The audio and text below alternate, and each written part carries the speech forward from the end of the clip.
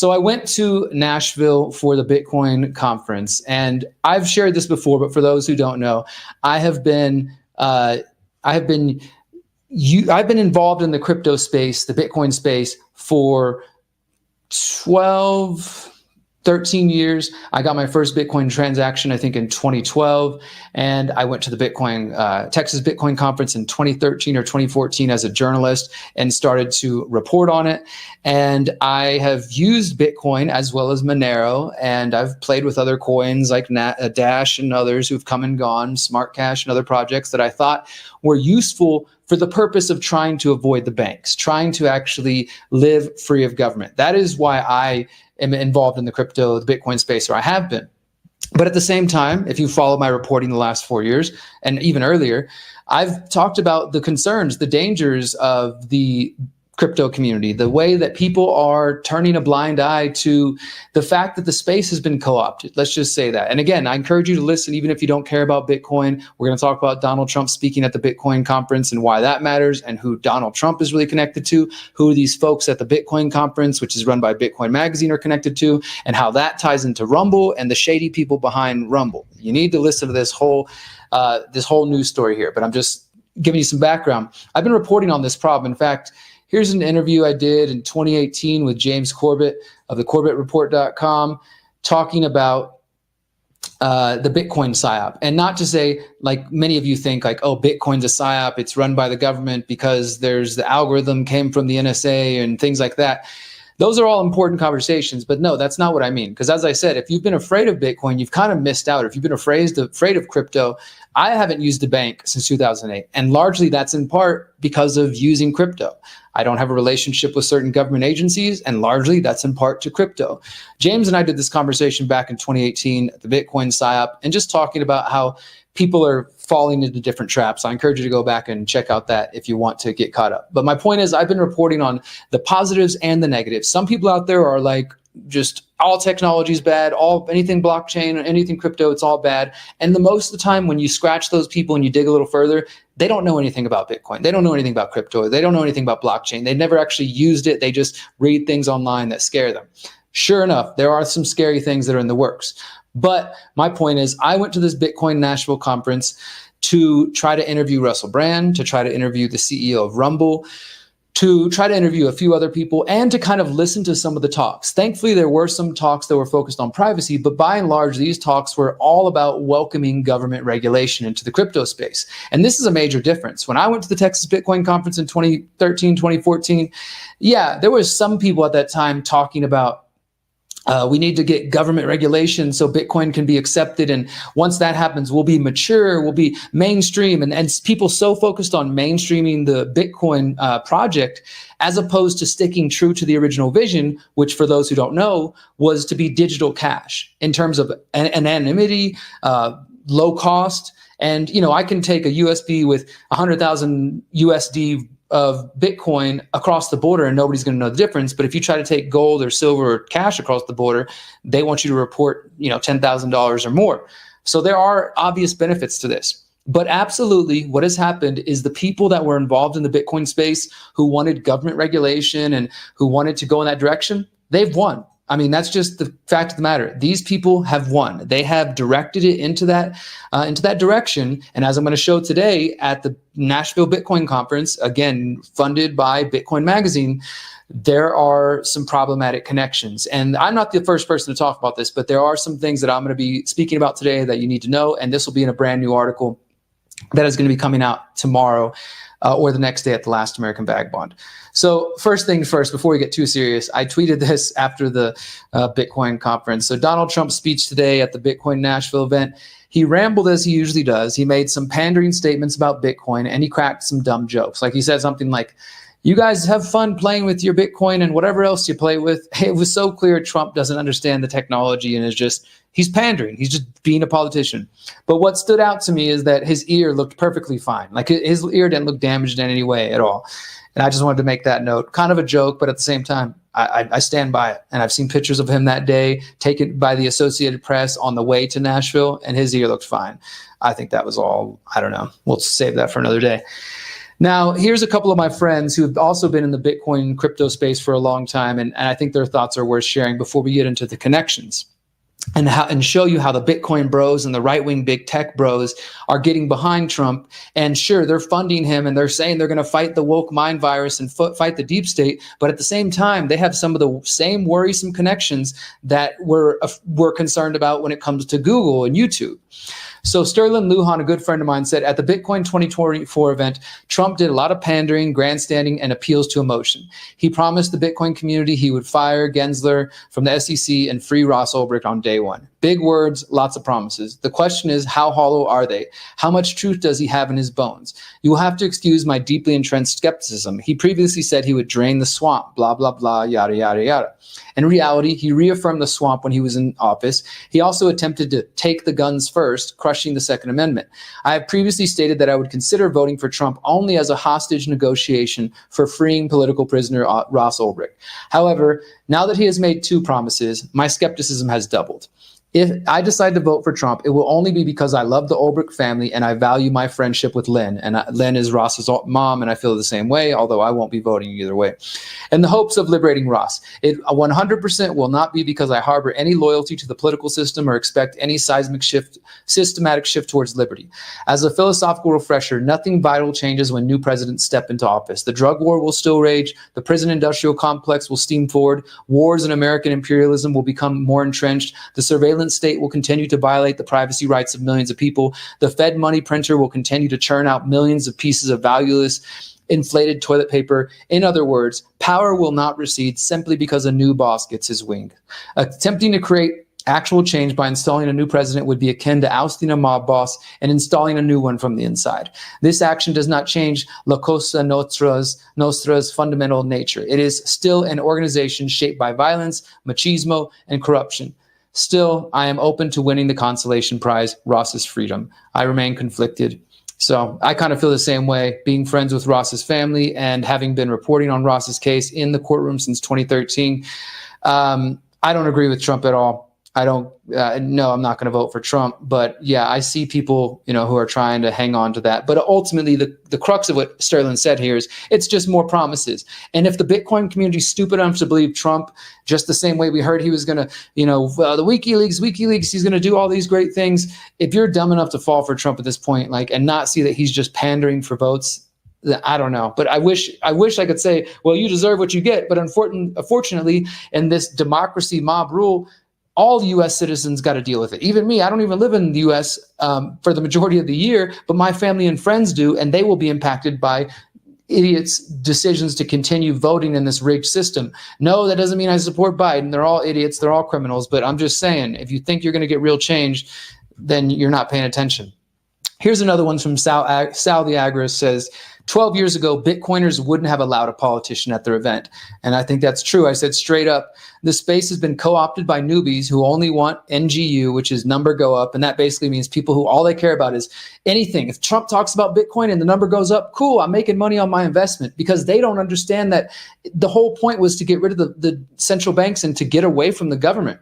So the newbies only care about number going up and getting Lambos, Lamborghinis, which means people getting rich, and government regulations. They don't care about defeating the state or central bank. I agree. 12 years ago, Bitcoiners would not have had a freaking presidential candidate, especially this one, let alone two with Robert F. Kennedy Jr. come speak. And, and on one hand, I get it, right? For the Bitcoiners and the crypto community out there who say, but Derrick, this just shows how powerful we've become. Now the powers that wish they were, they have to come to our event and have to plead for our votes, and they have to pander. Well, 10 years ago, people was like, oh yeah, that Bitcoin thing is just stupid internet money. Or they said it's only for drug dealers, things like that. Now they're literally bringing presidential candidates to come beg for votes. I guess you could call that progress. And it would be progress if the original vision was still the mainstay, if the people gathering at Bitcoin Nashville were there saying, yes, Bitcoin's growing, and that means we don't need banks anymore, and that means the Federal Reserve is no longer a power over our lives. That means we can avoid government taxation. That means we can have free money, actual free money, and get around the system and have privacy and this and that. Not that Bitcoin provides those things because it's pseudo-anonymous, but let's say just in general with Monero and things like that. If that was the case, that would be something to celebrate. But instead, people are celebrating, cool, presidential candidates are coming to talk to us, even though Bitcoin has totally lost its vision. And now we're going to show you, let's go further in depth, looking at how Donald Trump and the right-wing tech bros, he's been positioning himself. He made some promises at the Bitcoin Nashville event this weekend. He's made similar promises. He said something similar about like going to go easy on Bitcoin regulation at the Libertarian National Convention that I went to in May. But this has been slowly building. So we're going to go through quite a few links here. And I'm going to show you how the same people who are connected to the Bilderberg Group, who are connected to the Clintons, and who are connected to the PayPal Mafia, which was their own nickname, basically big tech bros, who are also connected to the Bilderberg Group through Peter Thiel, are the same people who are funding this Bitcoin conference and the shift towards Bitcoin to being digital gold rather than a real currency, as well as funding and being involved in Rumble, which is why I don't use Rumble. I know so many people are so excited about it. And I did try to interview the CEO of Rumble, Chris Papslowski, this weekend. I'll be honest, he looked at me like I was nobody and said, sure, I'll see if I have time. And then I didn't see him again and he didn't bother. But he didn't seem interested in talking to me. And I've seen his Twitter account where he's kind of poo-pooing anybody who brings up criticisms of JD Vance, although he didn't directly address Peter Thiel. This is back in June. Trump pitches himself as crypto president at San Francisco tech fundraiser. Let's look at this because these are important little bits of pieces as we build to where we are now. Trump raised $12 million at the time, championing himself as a champion for cryptocurrency and talking crap about the Democrats for going after the crypto sector. Trump raised $12 million at a fundraiser hosted by tech venture capitalist David Sachs. So remember that name. And Chamath Palihapitiya. I'm not sure how to pronounce his name, but you've probably seen this guy around. In fact, I found out that David Sachs and Chamath and two other guys, they host a podcast together. I can't remember the name off the top of my head, but they call themselves the Besties. And they do this podcast that's reaching millions of people focused on finance and crypto, et cetera. So David Sachs, tech venture capitalist, hosts a fundraiser for Trump in San Francisco, which is, of course, typically left-leaning tech home that has been changing. And they raised $12 million for Trump. And one of the people there says he said he would be the crypto president. And it goes on to say how the crypto industry is increasingly trying to influence U.S. politicians as it faces heightened scrutiny from regulators. Trump touted crypto as important and stressed that he was very supportive of the sector. So it goes on. Let's just get a little deeper. But the point so far is, as you see, Trump went to San Francisco, raised $12 million off an event organized by David Sachs, as well as some other folks in the big tech area. And these are big investors. So let's go to the next one. This is from the New York Times, just early June as well. So this one happened even before this fundraiser in San Francisco. It's not 2016 anymore. Trump finds friends in Silicon Valley. Donald Trump attended a fundraiser in San Francisco, as we just said, and his host, the tech entrepreneur David Sachs, hoped to portray Silicon Valley as a more MAGA welcoming place. That's David Sachs right there, entrepreneur, investor, who we'll get more into his background here. But they kind of pick up where we left off, that he had this fundraiser. But guess who was also there?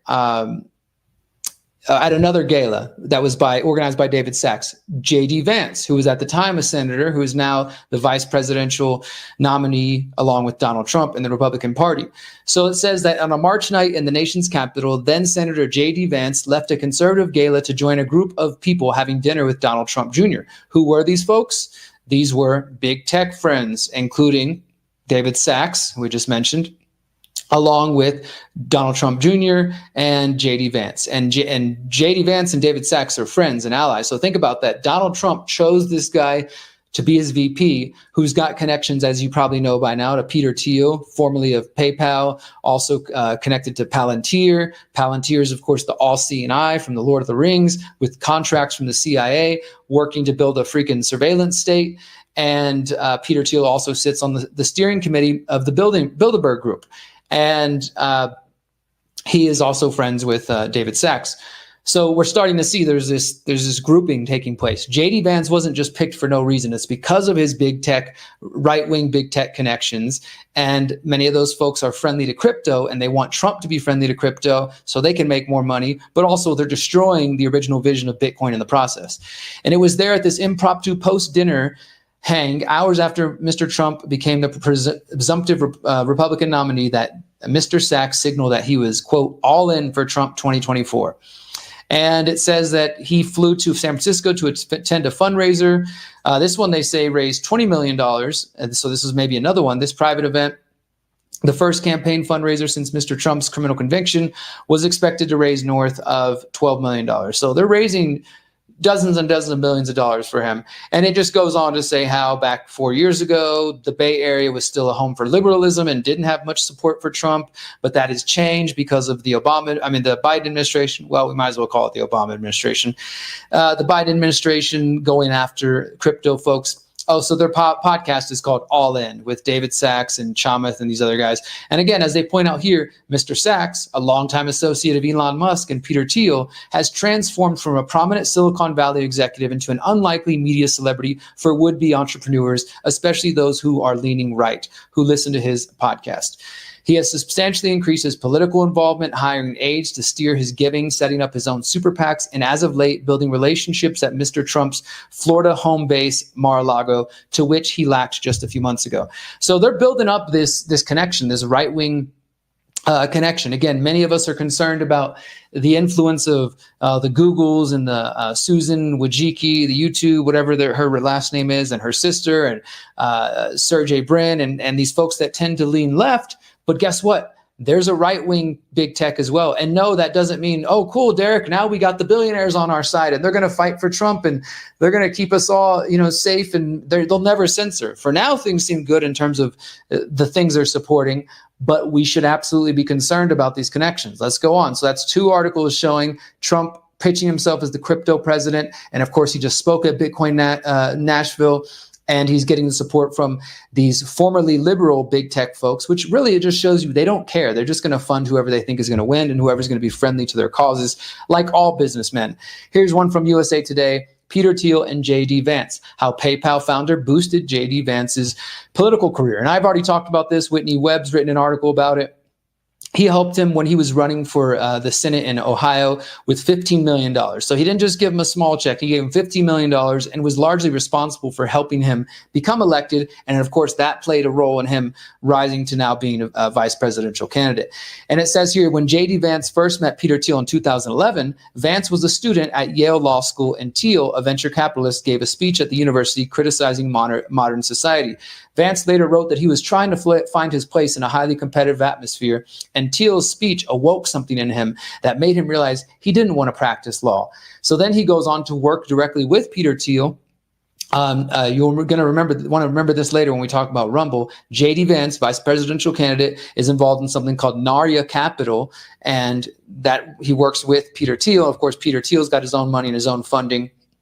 So there's a strong connection here. This isn't just like random things that are going on. And if you don't know anything about Peter Thiel, it goes back to the 90s. He was involved in early investor in PayPal and then Facebook. He was also a financier, and this is interesting. I've thought about writing an article, but at this point, it's not really that important. But Peter Thiel's fingerprints were all over the Republican National Convention, not only because, of course, Trump picked J.D. Vance, but Hulk Hogan was speaking there. And you guys might not remember this, but Hulk Hogan had a sex tape leak back in the day by Gawker. Gawker was like a TMZ type website, and Peter Thiel hated Gawker because they were the first ones to reveal that he was a closeted homosexual. And he, of course, was angry about that. He should have his privacy. And I'm not saying that was right to do, but the point was he was pissed off at them. So then once Hulk Hogan has this sex tape release and Gawker puts it out to the public, Hulk Hogan's pissed and he wants to sue them. And he does, and he helped bankrupt that website. But guess who funded the lawsuit? Peter Thiel. So in a sense, at the Republican National Convention. Now, I'm sure there's more connections, but that's just what I first saw. Like J.D. Vance, funded by Peter Thiel, who's a steering committee member of the Bilderberg Group, connected to PayPal, Facebook, and lots of other things. He gets picked as VP. Hulk Hogan comes to give a speech. Hulk Hogan's lawsuit against Gawker was funded by Peter Thiel. This is not a mistake. This dude is behind the scenes. He's lurking around. And even though he calls himself a self-described libertarian, I've never believed that bullshit. This guy, I've never seen him do anything that's remotely libertarian, other than maybe he wants the government to leave him alone so he can make a lot of money. They say that at the past he supported Ron Paul, with some donations, things like that. But obviously he's gone. He could have given Ron Paul millions of dollars if he wanted. I don't think he did that. He might have publicly supported him. But in this case, he's indirectly and directly supporting Donald Trump and J.D. Vance. And then here we get to Peter Thiel investing in Rumble. We're going to put that one aside for now, and we'll get back to that. Let's continue on here.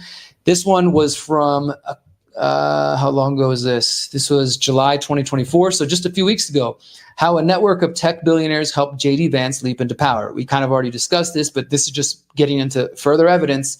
David Sachs, again, mentioning David Sachs, the guy who helped raise 12 million plus for Trump, who's all in for Trump now, and who is friends with Peter Thiel as well as J.D. Vance. J.D. Vance, as they say here, has worked for one of Mr. Thiel's investment firms in San Francisco since 2016. And I believe that's Narya Capital. Let me just do a Control F and see if they got that in here. Oops. I hope you guys are still with me and following all this. Narva, excuse me. It's Narva. No, it's Narya. In 2020, Mr. Vance founded his own venture firm, Narya Capital in Cincinnati. He has turned to his tech connections, including former Google chief executive Eric Schmidt. Eric Schmidt, there he is. You guys might not know this. I've reported on this, but Eric Schmidt is the head of an AI commission that was started under the Biden administration. Also, Eric Schmidt is a steering committee member of the Bilderberg Group as well. So you got Eric Schmidt and Peter Thiel, both steering committee members of the Bilderberg Group, both working with J.D. Vance, who is now Trump's VP candidate, and both of them, through Peter Thiel and Narya, also invested in Rumble, as we'll get into shortly. So it's just talking about J.D. Vance, his connection to Eric Schmidt, Mark Andreessen, who's the billionaire investor, Peter Thiel. And it goes on. Peter Thiel is also on Narya's leadership advisory committee. So not only did Peter Thiel directly give to J.D. Vance's Senate run, but they together helped invest in Rumble, and then Rumble, of course, went public. We'll talk more about that. But you also have other connections. Rebecca Mercer, you guys know about the Mercer family, longtime Republicans, billionaire donors. Rebecca Mercer is kind of taken over for her father now and her family. She was involved in Parler and things like that, if you guys remember Parler. Mr. Vance became interested in backing tech platforms. He advised Rebecca Mercer. So this dude is all up in the right-wing shadow money, billionaires, big tech bros thing. And as I'm going to bring it back to the Bitcoin conference in a moment, you'll see how some of these connections matter, right? Because we got Trump going to the Bitcoin conference saying he's going to be all in. He's going to help. He's going to stop fighting crypto. And he said something like, I want all the Bitcoin to be made in America, which is, again, a fundamental misunderstanding of how Bitcoin works and how crypto works. But nevertheless, they're all connected through that. Trump's getting all this money from David Sachs, who David Sachs is connected to Peter Thiel. Peter Thiel is connected to J.D. Vance, Trump's VP pick. Is it making sense yet? Are you guys getting the picture yet? Around that time, and this is another interesting aspect, I think we need to dig further into this, Mr. Vance co-founded a network of major donors with some tech leaders called the Rockbridge Network. And I think that's what this next one I have here. So the Rockbridge Network, and we'll talk more about that in a moment. But the picture I'm getting across is these folks, this is not just some, Trump didn't just pick this dude out of nowhere, J.D. Vance, and these folks that are pushing Bitcoin and promoting as if it's, it's something great. Like I said earlier, they've taken Bitcoin away from the original vision of being something that could compete with the government, can compete with the banks. Instead, they're trying to get people to look at it as just an investment, something to hold, something to, use like digital gold, where you just hold on to it and it gains in value. That wasn't the original purpose. It was supposed to defeat the central banks, defeat the government. And at the same time, as Whitney Webb and Mark Godwin are showing, their goal is really the Bitcoin dollar. They don't want it to be an actual currency that you can use, which was the whole purpose. And if you're in Bitcoin and you don't get that, you must have got in late. The other thing is, as Mark Godwin talks about, they want this to be in my view, I think it's going to be the Bitcoin dollar, just like there's the petrodollar. So sure, Bitcoin will be allowed. They're going to continue to go after other more private currencies like Monero and putting people in prison for trying to actually have privacy, locking up people like the Samurai wallet. But they'll let Bitcoin continue to flourish because Bitcoin's going to just sit right next to the dollar. Instead of actually circumventing the machine and being something that gets us away from government, it's just going to be another thing that's along with that. And even if Trump does as he claimed, where he's like, there's never going to be a CBDC under my watch, maybe he will. Of course, it's probably a lie. He's running for office. But if that is the case and people will celebrate it, what I suspect then is Bitcoin will then effectively be used like a CBDC in some capacity or another. Or we just keep the same old system. You still got the dollar system. Yeah, sure. You can invest in Bitcoin. They're going to kill off and get rid of all the other more private currencies, cryptos like Monero. And either a CBDC comes along as planned, or they avoid it for a while, but still effectively get the track and trace system by using Bitcoin and the dollar. That is what I think is what we're working towards here. Now let's continue on with JD Vance. Mr. Vance, according to Crystal McKellar, who was a venture capitalist who worked with him at Mithril Capital, said he was very much a friend of the Thiel network going back years. It seems like Peter saw something really special in him and wanted to encourage it. It also says Mr. Musk encouraged Mr. Trump to choose Mr. Vance in private communications recently. So think about that. You got the big tech Elon, who lots of you people are falling for your false messiah as your false hero, along with falling for Trump. And Musk is saying, hey, let's go with JD Vance, since he's funded by Peter Thiel and all these other right-wing big techs, bros, and connected to David Sachs. And that's who Trump went with. I don't think Trump made this decision on his own, as he doesn't typically make his own decisions. I know a lot of you think he is, but you need to wake up and realize he's a puppet. Mr. Vance has relied on Mr. Sachs, again, David Sachs, who is raising money for Trump, who he called one of my closest confidants. So the reports are showing he's one of the closest confidants to David Sachs. He's deeply embedded in or very much a friend of the Thiel network going back years. And Mr. Elon Musk is promoting him as well. These to me are not good signs. I know some of you will say, oh, come on, Derrick, you're just being left-wing and you're just hating them because they're rich or some garbage like that. No, these are connections that matter. I had a friend of mine ask me, okay, so does that mean Rumble equals bad? Does that mean Bitcoin equals bad? I mean, you can make it as simple as you want.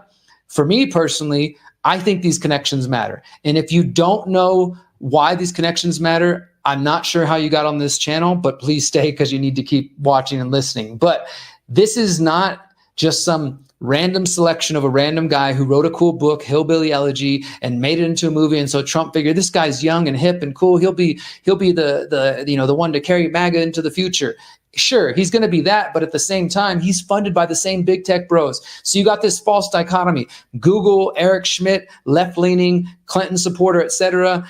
Peter Thiel, David Sachs, etc. Trump supporter, and guess what? Thiel and Eric Schmidt both sit on the steering committee at the Bilderberg Group. And that's not just, they went there one time in 1993. They're steering committee members. That means they help steer the group and they help decide the agenda as it moves forward. This actually does matter, my friends. If you don't get that, please continue paying attention. Let's go on. We got a couple more links before we take our first break here.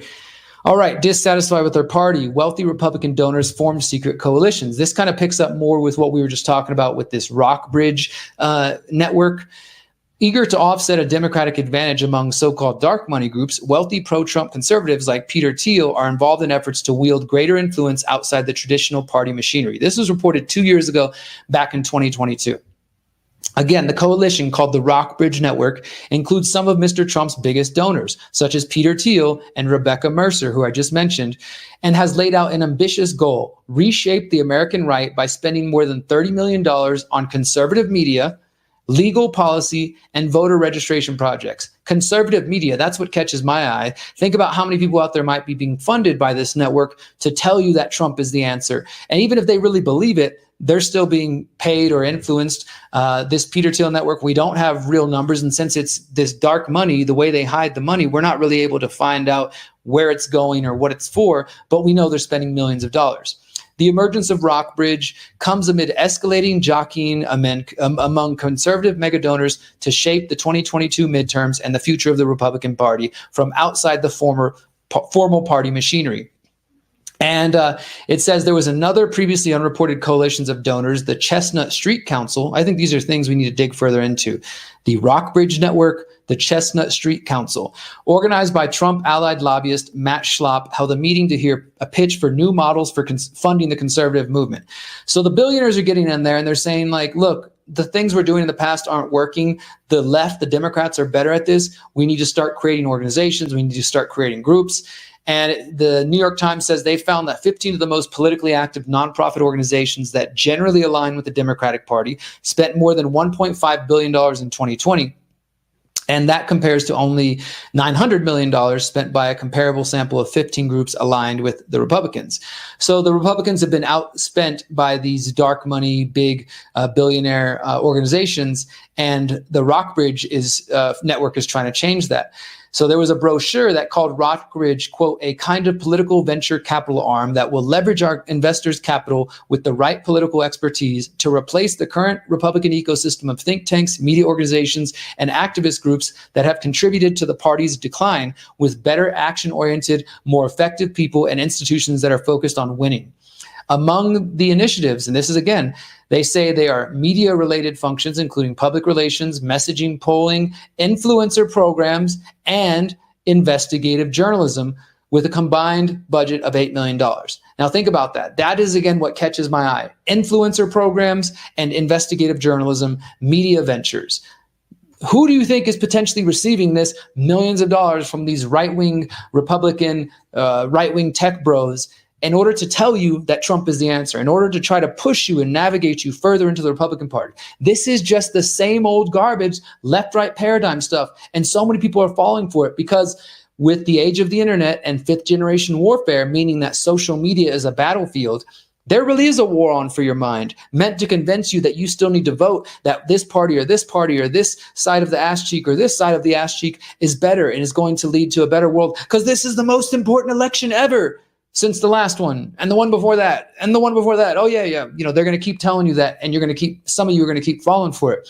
But this is actually being funded. This is not happening by mistake. These organizations have plans and they are coordinating to try to make Trump appear as a hero to many of the people who care about freedom. And unfortunately, there are people that we know falling for it. And this is just more of what you guys know I call the great inversion, just trying to keep people trapped in that left-right paradigm.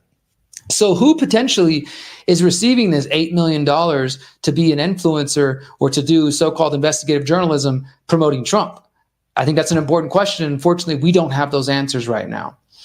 Now, I think we've kind of hammered home, and I pointed out some of the names. Peter Thiel, who is connected to the Bilderberg Group, PayPal, formerly of PayPal, invested in PayPal, invested in Facebook, helped invest in Trump's VP candidate, J.D. Vance, and help him get it to his Senate position. And now he's a VP. J.D. Vance is also friends with David Sachs. David Sachs, of course, raised millions of dollars for Trump going back to May and June. Trump is now speaking at the Bitcoin Nashville conference, claiming that he's going to be the Bitcoin president. And we've got the Republicans trying to play the same game as the Democrats, forming these secret coalitions of networks, money networks and influencers. Now, let's talk about Bitcoin and let's talk about Rumble. I tweeted this the other day. There's this gentleman speaking on stage. His name's Howard Lutnick. He spoke and he pledged $13.2 billion from his investment firm, Cantor Fitzgerald. And he said they, quote, own a shitload of Bitcoin, and all the Bitcoiners cheer and celebrate it. But what I tweeted here was the Bitcoin community celebrates this. But do they know this dude? Howard Lutnick helped Rumble go public with $400 million. He also helped raise millions for the Clintons. And he used to be Epstein's next door neighbor in New York City. I mean, I know that doesn't automatically mean anything, but come on, think about those connections. You're telling me this guy, the CEO of Cantor Fitzgerald, a billion-dollar company all around the world investing in firms, Howard Lutnick, he lived next door to Jeffrey Epstein, not just like a couple houses down, literally the next house next door. to Jeffrey Epstein. And at the same time, back in 2015, 2016, while living next to Jeffrey Epstein, he's raising millions of dollars for the Clintons. And think about that. The Clintons, as we know, particularly Bill Clinton, had relationships with Jeffrey Epstein. How weird is it to think that Bill may have attended this fundraiser with Hillary at Howard Lutnick's house in New York City and been right next door to Jeffrey Epstein's house. And this is at the time when he wasn't arrested yet. This is back in 2015, 2016, when we knew who he was, but they weren't doing anything about it yet. You wonder if Bill Clinton or Hillary went next door to say hi to old Jeff.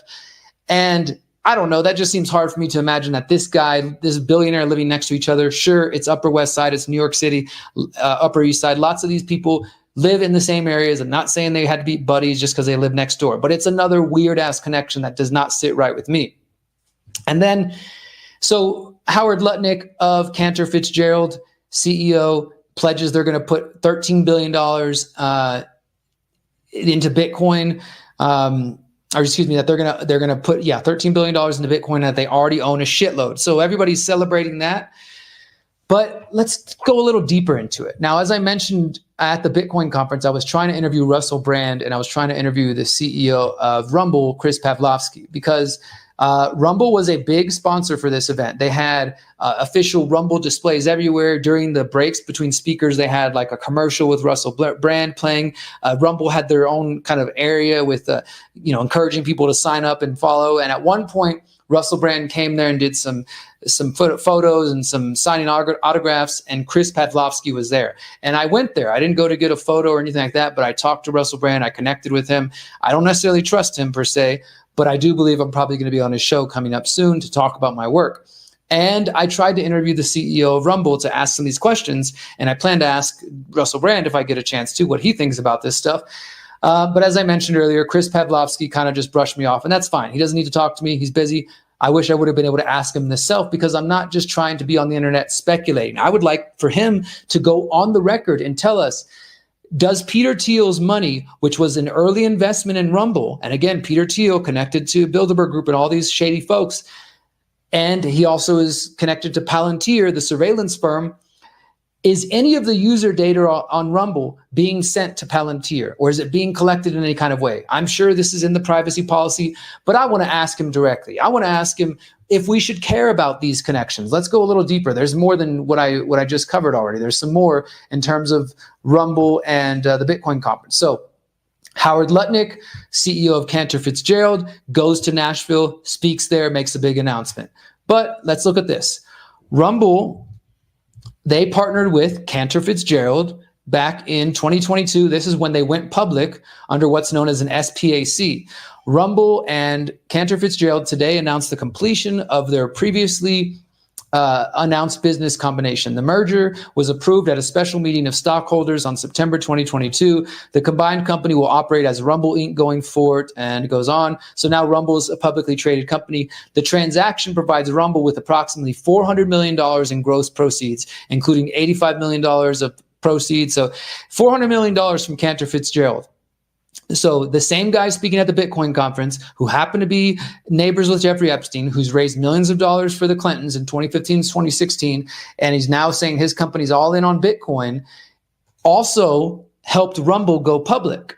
That to me is a connection that matters. Now, that doesn't mean that Chris Pavlovski is a CIA agent or something like that, but these numbers do matter, my friends. You can't just ignore this and say, oh, well, we got to get investments from somewhere, because as we know how the world works, money talks. And when you take money from somebody, they often want something back. Maybe not. This is why I wanted to put him on the record and say, does Cantor Fitzgerald and Howard Lutnick or Peter Thiel or any of these folks have any say of how you use the money for Rumble or the type of content you allow? Have they ever talked about wanting to censor people? Will they censor people in the future? These questions need to be asked. And here's some more, guys. This is where it gets even more trippy.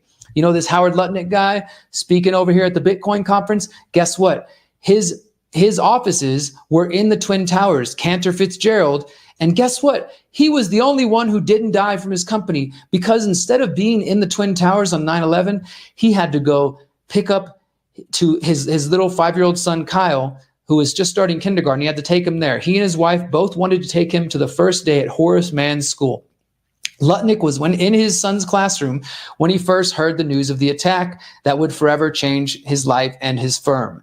His business occupied the 101st to 105th floors of One World Trade Center, just above the impact zone of the hijacked plane. I haven't even looked too deep in this, but my God, I'm sure there's something to this. And yes, that does make me suspicious of this dude, because if you've studied 9/11, you know that there are people who said they were warned ahead of time not to go to work that day. And it's just so coincidental. And of course, that could happen, right? You know, kids start kindergarten all the time, right? But maybe there's more to it. I don't know. It's just the shady shit keeps adding up. This guy's speaking at the Bitcoin conference. He's Epstein's ex-neighbor, raised millions for the Clinton. I know I'm repeating myself, but I'm trying to get you guys to see what I'm pointing at here, and hopefully it's getting through. He's helping Rumble go public. He happened to miss the Twin Towers and didn't go to work that day. And actually, if you scroll down to this article was written in 2011, so 10 years after 9/11. I'm pretty sure this is him. He looks a little older here at the Bitcoin conference, but look at this picture they use. Let me see if I can pop it open. This picture they use, let me scroll, is of him at the World Economic Forum. So that's a whole nother connection. Cantor Fitzgerald, CEO, Howard Lutnick, was supposed to be at the Twin Towers, but he didn't go to work that day. He spoke at the World Economic Forum. He's helped Rumble go public, connected to the Clintons, neighbor of Jeffrey Epstein, speaking at the Bitcoin conference, promising putting more money into that, connected to this whole big tech, bro. Is the picture getting through? Is the picture getting through? But that's not it. Let's continue on. Here's Peter Thiel, invested in Rumble. We talked a little bit about this. Says one of Vance and J.D. Vance, Donald Trump's VP candidate, and Thiel's earliest joint forays into politics may have been in 2021 when they invested in Rumble.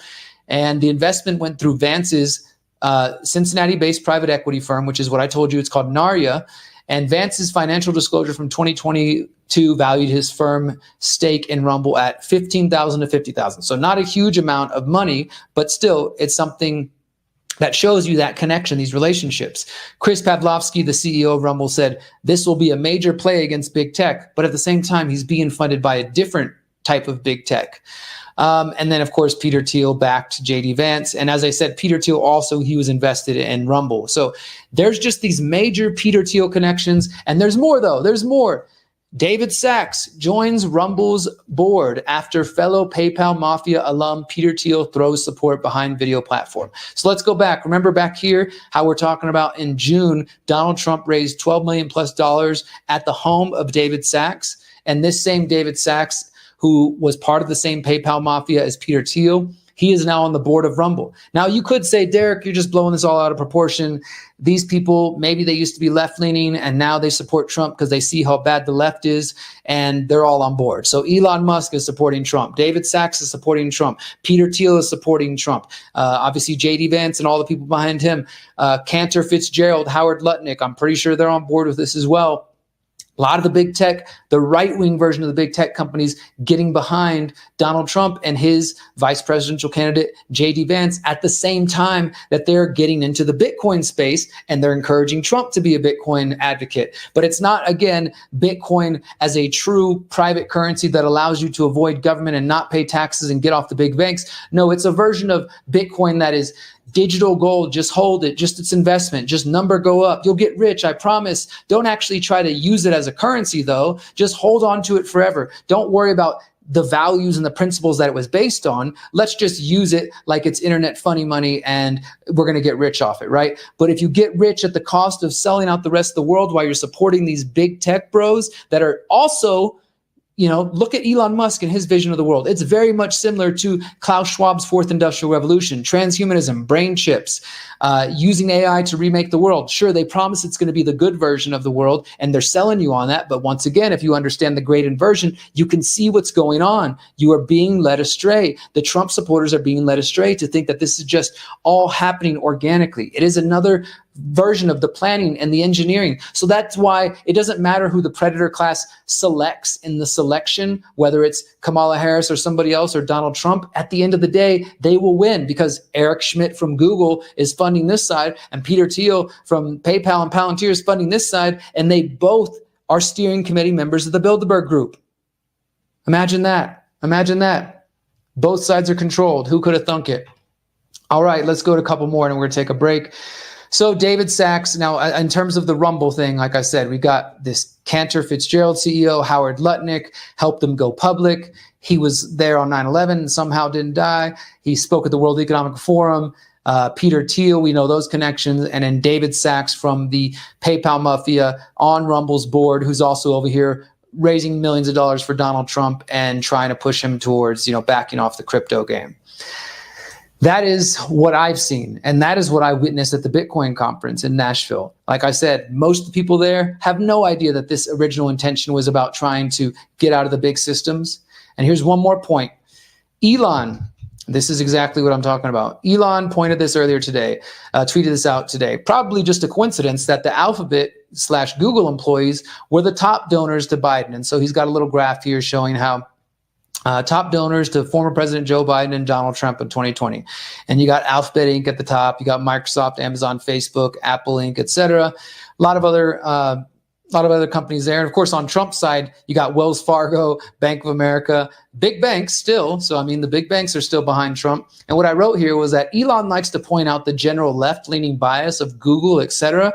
But will he speak up about how the right wing of big tech and crypto bros and PayPal Mafia are funding Trump? Of course not.